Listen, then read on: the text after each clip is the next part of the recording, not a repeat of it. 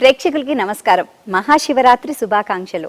శివరాత్రి అనగానే రకరకాల గుళ్ళల్లో మనం వెళ్ళి పూజ చేసుకుంటూ ఉంటాము, యజ్ఞాలు హోమాలు చేసుకుంటూ ఉంటాము, రుద్రాభిషేకాలు చేసుకుంటూ ఉంటాం. అయితే ఇక్కడ కోయంబత్తూరులో ఉన్న ఇషా ఫౌండేషన్లో మాత్రం అంగరంగ వైభవంగా అందరూ ఆనందించేలాగా చక్కటి కార్యక్రమాలు జరుగుతాయి. దేశవ్యాప్తంగా విశ్వవ్యాప్తంగా అందరూ దీన్ని తిలకిస్తూ ఉంటారు. మరి ఇవాళ ఈ శివరాత్రి పర్వదినాన మేము ఇక్కడ ఈషా ఫౌండేషన్ సద్గురు శ్రీ జగ్గి వాసుదేవ్ గారి దగ్గర ఉన్నాం. నమస్కారం సద్గురు గారు. చాలా చాలా సంతోషంగా ఉంది మహాశివరాత్రి పర్వదినాన ఇలా మీతో ఉండడం. నాకు ఒక డౌట్ సద్గురు, మామూలుగా దీపావళి, సంక్రాంతి, ఇంకేమైనా పండుగలు అయితే చక్కగా పొద్దున్నే లేచి స్నానం చేసుకుని అప్పచ్చులు చేస్తారు, మంచి మంచి కొత్త కొత్త బట్టలు వేసుకుంటారు, ఎక్స్ట్రా భోజనం చేస్తారు, అన్నీ చేస్తారు, ఎంజాయ్ చేస్తారు. కానీ శివరాత్రి పండగ అయినప్పటికీ ఉపవాసం ఉంటాం, ఆ రోజంతా దేవభక్తిలో ఉంటాం, రాత్రంతా జాగరణ ఉంటాం. ఎందుకంటారు ఇలాగా? వన్ థింగ్ ఈస్, నేను ఇంగ్లీష్లో మాట్లాడతాను. తప్పకుండా. See, for any transcendence to happen to a human being, if a human being has to cross any boundaries, there are two things, two fundamental things. Everything comes after that. Two things which are absolutely compulsive and which determines your survival process. Essentially, it restricts you to your survival process. This is food and sleep. If you do not know how to cross these two things, you will just remain a body, nothing else. If you just remain a body, because there is a certain intelligence in you, there's certain emotion in you, certain expansion of looking at life, you're a human being. If you're just a body, you're just another creature. As an earthworm, you would be more useful, isn't it? ఖచ్చితంగా. Only because body is a foundation, it houses us, but it's not everything for us. Food and sleep are the ways of the body. So when you say anything spiritual, first thing is you're seeing how that you can be little beyond the body. You cannot leave the body, but you don't want to be ruled by the body. Now, భోజనాలు చేసే కావాలి ఇప్పుడు, పడుకుంటేనే అవుతుంది, లేకపోతే కాదు. You have to transcend that, you have to somehow go beyond that. Today I will go without food. My body says you will die. My stomach says, please eat, otherwise I will die, it will threaten. And when time comes, it says, I want to sleep. You do whatever you want, it wants to go down to the ground. Going down to the ground in many ways is death.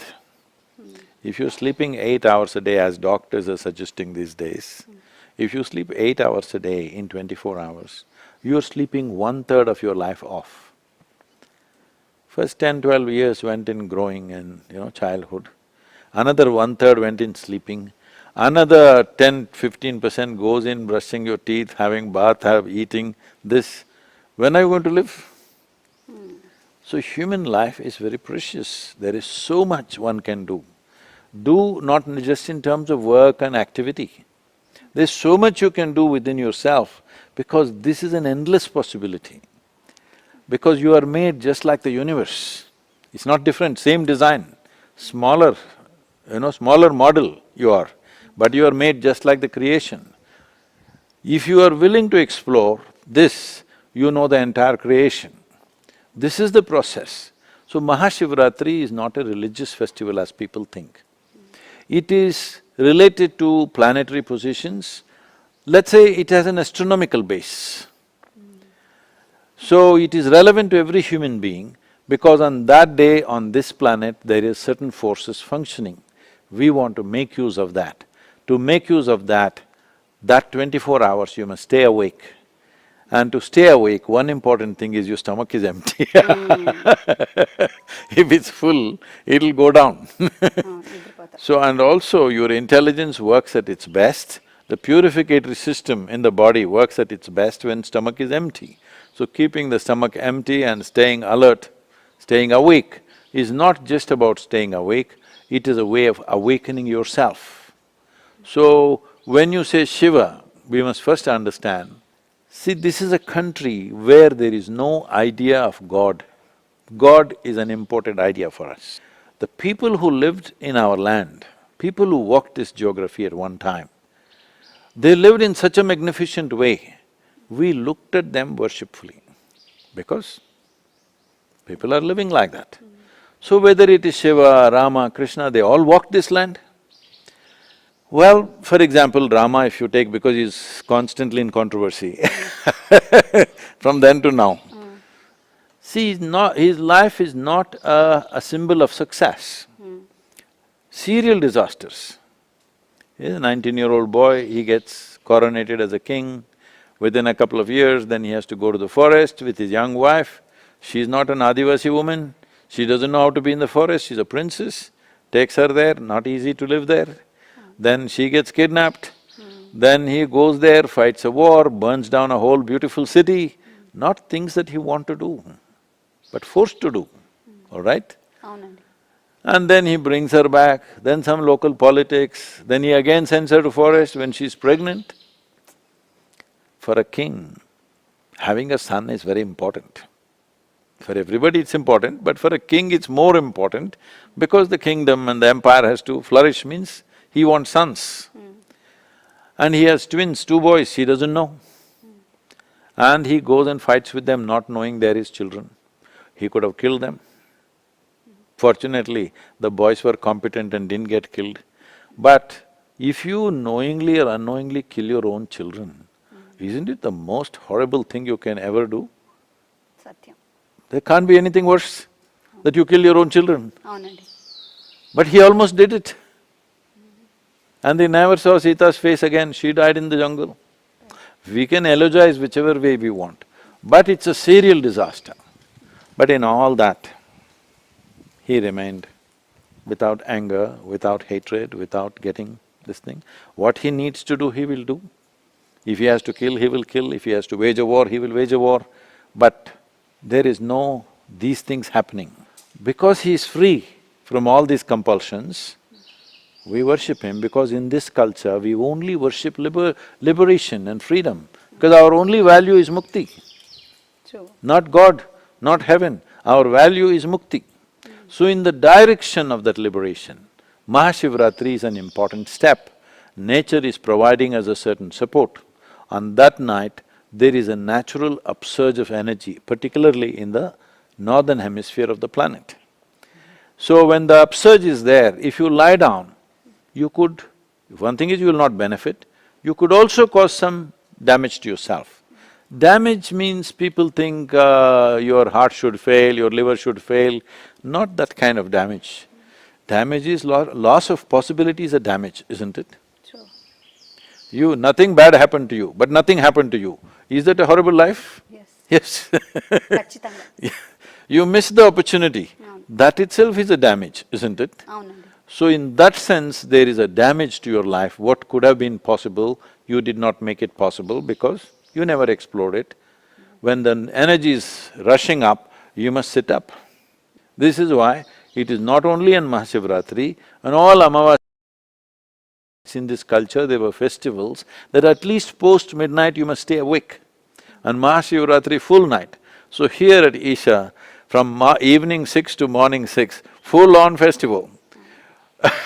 Millions of people from around the world watching on the web and on the television, which is fantastic because in 21st century, it's so many people are hungry to know something, to experience something more than where they are. It is just that it's not been offered properly. Young people are not against spirituality. They're against the way it is offered. You're not offering it the way it is suitable for their life. You're telling if you have to be spiritual, you go here, sit in the cave, do this, do that. It's not going to work. Anyway, there are not enough caves. అంటే శివరాత్రి ఇక్కడ చేసే విధానం ఏంటంటే సామూహికంగా అందరినీ తీసుకొచ్చి ఒకే చోట చేయడం అనేది చాలా మంచి వైబ్రేషన్స్ ఫెస్టివల్ అంటే సమూహం లేక ఎలాంటి ఫెస్టివల్ చేస్తారమ్మా? కదా, అది ఇక్కడే కాకుండా మీరు వెబ్ లో కూడా చేయడంతో మేము ఇంట్లో కూర్చుని కూడా అంతే ఆనందాన్ని ఈ తూరి మీరు ఇంట్లో కూర్చుని కూడదు, ఇక్కడికి ఇక్కడ వచ్చి ఫుల్ నైట్ ఉండాలా మీరు. ఖచ్చితంగా. శివుడు అనే వ్యక్తి అనే దేవుడు ఆయన, లేకపోతే ఇదంతా కాలాన్ని నడిపే ఒక బలమా ఏంటి అసలు శివతత్వం అంటే ఏంటి, శివుడు అంటే ఏంటి? శివ అనేది ఒక తత్వం కాదు. శివ అంటే ఏది ఇక్కడ లేదో అది శివ. లేనిది అది. ఈ చెట్టు ఇక్కడ ఉంది, మీరు ఇక్కడ ఉన్నారో, నేను ఇక్కడ ఉన్నాను, మనమంతా ఉన్నాం ఇక్కడ. లేనిది అది. I'll go to English, okay? Please, My Telugu won't go that far. My Telugu doesn't go beyond the atmosphere. See, what is that which is not is Shiva. Shiva means that which is not. What is very minuscule. Today, according to modern science, within the atom, over 99% is empty space. Only less than 1% is substance. Similar proportion in the whole cosmos also. Over 99% is empty space. All the stars and planets, everything you see is about 1%. So what is not there? That which is not, it's in that lap only what is there happens. Whatever is there right now, you are here, I am here. I will die one day, you will die after 100 years. After me. I'm blessing you, come on. Mahaprasad. You are a young woman, you will die much later, but you will die. And everybody who sits here dies. This planet will die, this solar system will die. Maybe in terms of time, in our mind, we think 100 years is lot of time. In that sense of time, planet may be eternal, but planet is not eternal. The sun itself is burning itself out. Can he burn forever? No, he will burn out someday. Maybe it's 1 billion years away or 1 trillion years away, I don't know the numbers. But it will burn, in the very nature of things it will burn. So everything that which is there as physical will end somewhere. It's come with an expiry date, that's all I'm saying. But that which is not is always there. And that is the basis of everything that is there. Today science is also recognizes this, that everything comes from nothing and goes back to nothing. So we said everything comes from Shiva and everything goes back to Shiva. That means that which is not. But now how did it become a person? Because we are a dialectical culture, we look at life from your experience, not from your accumulations. Only today in Hyderabad, maybe they may look at what you have. What is your wealth? How much is your money? What have you got? This they are beginning to look today. Otherwise in this culture, we only looked at is what is the depth of your experience. This is why this culture's history is marked with sages and saints and yogis and seers and mystics, not of kings and rich people of the time. Our culture is marked by this, because we valued the depth and profoundness of human experience more than anything, because that is all every human being is looking for. It is just that it looks like they're all looking for something else. See, somebody wants more wealth. Why? Because they think if they have more wealth, they experience more life. Somebody wants to sit and drink alcohol. Why? Because he thinks he can experience something more. Somebody wants to take a drug. Why? Because he thinks he can experience something more. Somebody wants to go to a temple. Why? Because he or she thinks they can experience something more, isn't it? Human longing to experience something more is the fundamental thing which drives everything in the world. So we recognized that and we realized human experience is all happening within us. Whether joy or misery, pain or pleasure, agony or ecstasy, everything is happening within you, isn't it? Nothing ever happened here for you. Even what you're seeing right now is all the way it is reflected in your mind, you're not seeing it the way it is. If there is a grasshopper sitting here, it is seeing the world very differently, isn't it? Absolutely. So, human experience is from within. If you want to enhance human experience, you don't have to go around the world, you don't have to own the world. You can sit here and the entire cosmos can be yours. So it is from this basis we see there is an inner way for this. So over 15,000 years ago, Shiva, who was the first yogi, that's why we call him the Adi Yogi, the first yogi. So Shiva, wherever, even in a calendar picture, he is sitting like a yogi, isn't it? True. 100%. It's just that we've forgotten. We remember somebody only because of the contributions they've made to our lives. Otherwise, why would we remember him? So many other people would have lived in this 15,000 years, we don't remember them. We remember that one man, why? Because of his contribution. What is his contribution? His contribution is more relevant now than ever before in the history of humanity, because he is the only one at that time, and since then also you can't say anybody has gone that profoundly. He is somebody who gave methods for human transformation, not scriptures, not teachings, not philosophies, not belief systems, not ideologies, methods, technologies for well-being. 112 ways he unfolded. He said, within this human system, there are 112 possibilities. Because everything that you experience right now, you see me because your eyes are working. You hear me because your ears are working. Everything is happening only the way the human system is functioning, isn't it? True. If these two don't work, you don't know what I'm saying, all right? Everything in your whole life, yourself, your family, your children, your this, your that, your television, everything you know only as your body tells you, isn't it? Otherwise you don't know anything. If you become unconscious, if you fall asleep, you don't know what's happening. Simply world is absent. World disappeared, isn't it, in sleep? So, because we understood this, he said there are 112 ways within this body. There are only 112 ways. But if you go beyond the body, he said, as many ways as there are atoms in the existence. Because most people are in the body, 112 ways. It is to honor that we put up 112 feet tall statue of Adiyogi. Adiyogi is relevant to these times only. All these years, people did not have the intellect to approach their subjective well-being technologically or scientifically. They can only do it by believing. They could only do it by being worshipful. So they worshipped Shiva. They just believed in him. They did not practice what he taught. You can come, many thousands and thousands of people are coming every day here as guests, taking selfies in front of Adiyogi and going. But a few people are picking up the methods and going. When they go home and use those methods, their lives will transform. Others will have a selfie to show.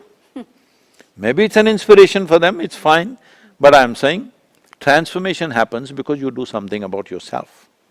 So he gave 112 ways. Never in this 15,000 years there was a generation which could think for itself. In any village means there would be one person who thinks for everybody, especially women, I'm telling you. See, just 100, 200 years ago in most parts of the world, not so much in India actually. In India, women could think for themselves. In most parts of the world, women were not allowed to think for themselves. Even if they said the right thing, the moment they see that they are thinking for themselves, they would be beaten, burnt alive. What are all these 6.5 million women who are burnt as witches? They thought for themselves, they asked questions, that's it. Because women are not supposed to think for themselves. So in this 21st century, straight away, 50% of the population has come into the thinking block. I'm saying that's never happened before. So now people can think for themselves, we can always debate, are they thinking right, thinking wrong, it doesn't matter whether thinking right or wrong, they're thinking for themselves. See, the moment you think, the nature of thought is such, it has to progress step by step. You can't think, I'm a tree and run around, because if you're a tree, you must stand here, right? You must grow fruits. So, you cannot think absolutely illogically. If two people are talking, I may think you're illogical, but in your mind, whatever you're saying sounds perfectly logical, that's why you're saying it, isn't it? Because this is the nature of thought, it is progressive, it goes in a cycle of step by step. You can't simply go here, here, here. That means people think you've lost your mind, isn't it? So essentially, thought is a certain science or a certain technology by itself, because it goes from one process to another process to another. This is the first time a huge population is thinking for themselves. So this is the first generation that is really open to Adiyogi. Because till now, anything within themselves means they looked up. They never thought they could handle it themselves. If they want to be happy, they will call God. If they want to be peaceful, they will call God. If they want to be well, they'll call God. If they want to see well, they'll call God. isn't it? Ante. This is the first time you understand that you can bring well-being around you with technology. Everything around you, anything means you want to find scientific solutions. Why are you ignoring this? This also is… already this is the highest form of technology, isn't it? Human body, human mechanism is the highest form of technology on this planet. But you are operating it like it's some kind of a sack. It's not a potato sack, it is the highest form of technology. So, Adiyogi, Shiva, does not belong to the past. He is the phenomena of the future, yet to manifest, beginning to manifest. Now, till now we have only admired him. He doesn't see… it is said in the tradition, you praising him doesn't work, you giving him putting jewels on him, gold on him, money on him doesn't work. Even if you give him a leaf, it's okay, but you must be focused towards what he is. See, bhakti is one thing. See, why bhakti is important is, bhakti is emotion gone sweet. Let's not go to bhakti, most people may not understand. Right now, your boy is 17, is it? No, 16. 16. 16-year-old boy is capable of this. There's a pretty girl in the neighborhood.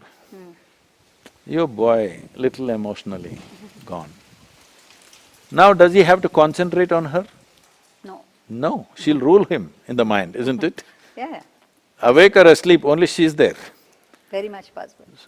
Yes, I'm not saying your boy, I'm saying anybody. Anybody, yes, So, once you're emotionally hooked, you don't have to concentrate.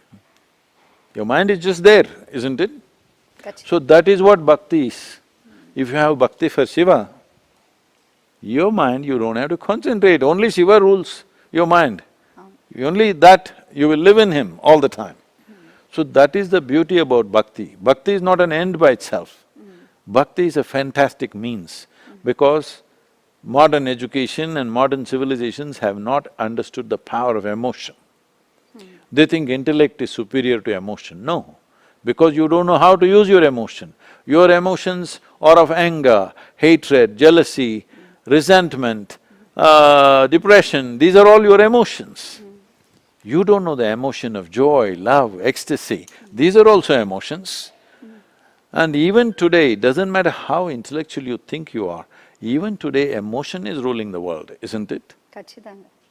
It is just that you don't have the right emotions, that's the problem. Your anger and hatred is ruling instead of love and joy ruling the world. అలాగే శివుడు గురించి కూడా చెప్తే, శివుళ్ళు ఏమో ఒకవైపు ఏమో భోలా శంకరుడు అంటారు, ఇంకోవైపు ఆగ్రహం వచ్చి తాండవం ఆడుతున్న శివుడు అంటారు, మరోవైపు పాపం శివుడు ఆయనకి ఏం తెలియదు, విభూతి తప్ప ఏం అక్కర్లేదు ఆయనకంటారు. సో ఇలాంటి తత్వాన్ని, ఇలాంటి శివుణ్ణి ఎలా తీసుకోవాలంటారు? ఈ ఇమోషన్స్లో ఏంటి ఆ తేడాలు ఏంటంటారు? మనం ఎలా తీసుకోవాలంటారు? See, the important thing about this is, we need to make a distinction between what is a fact and what is a truth. See, right now the fact is, you're a woman, I'm a man, this is a fact. But the truth is, you came here because a man and woman came together. Does your father exist within you? Yes. Yes. 100%. Not 100, 50%. Okay. 50%. Mother exists within me? Definitely. So, the fact is you're just this or that. But the truth is you're both.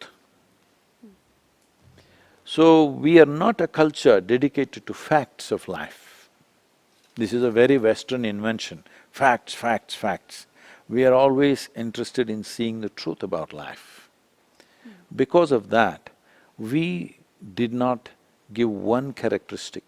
Every characteristic that you can imagine in the universe, you want to give it to him. 1,000, 1,000,000 characteristics. You're a drunkard, he's a drunkard with you, good company. You're an ascetic, you sit like this, he sits like this, good company. You're a family person, he's a family person, good company, wife, children, pets, everything he's got. So, doesn't matter who you are a bloody fool, he's also a bloody fool. Yes, you're a scientist, he's also a scientist, you're a mathematician, he's a mathematician, you're a dancer, he's a dancer, you're a musician, he's a musician. So it doesn't matter who you are, he's good company for you. That is the message.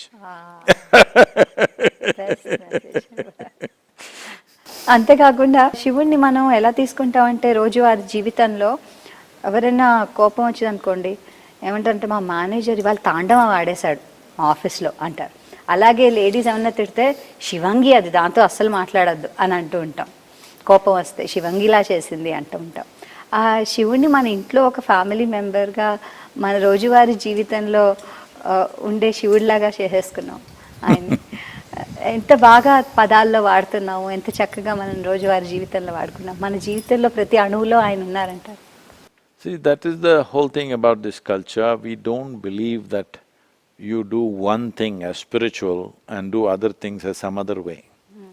In your life, if you look at you got married, if you look at your process of marriage, it is talking about two human beings coming together and growing towards their mukti.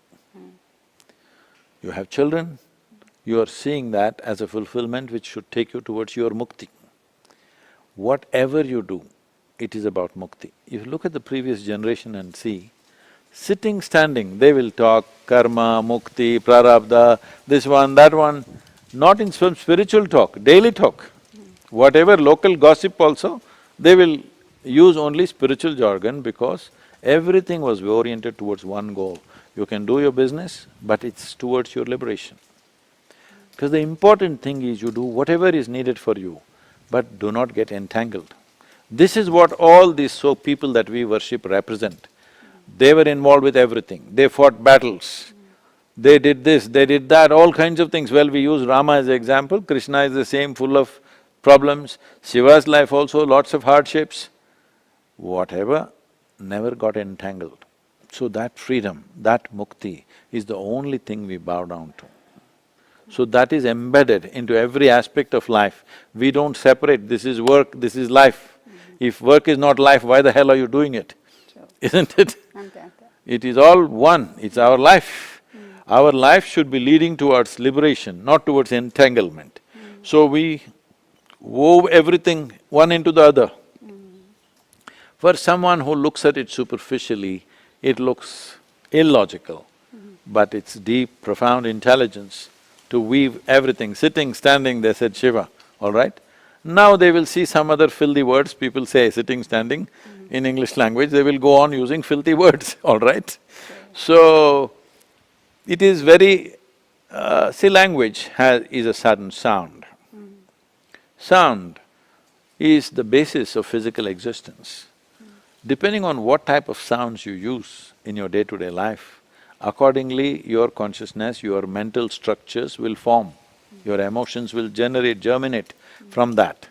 So what kind of sound are you using? So you have a child, instead of calling him Tinku, you call him Shiva. So sitting, standing, you'll say Shiva, Shiva, Shiva, you're only calling your son, it doesn't matter, but you're uttering the word. Because it's the power of the sound which transforms you.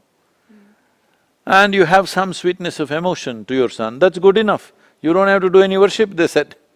You just give yourself to the act that you're doing absolutely. There's so many stories of our sages and saints who are not in any organized religion of any kind. They did all kinds of things which are not socially acceptable whole lot of times. You heard of, that potter who smashed his own child into the… Bhakta Kumbhara who smashed his own child into the clay, he was kneading the clay and the child came accidentally, but he did not realize, he's in such a sense of ecstasy, he just kneaded the child into the clay. There have been many things like this, but I'm saying the important thing is involvement. Can you be involved with something if you have no emotion for it? Difficult. Then what is this nonsense everybody is talking? Emotion is not needed, you must be intellectual. That's why you're losing your mind.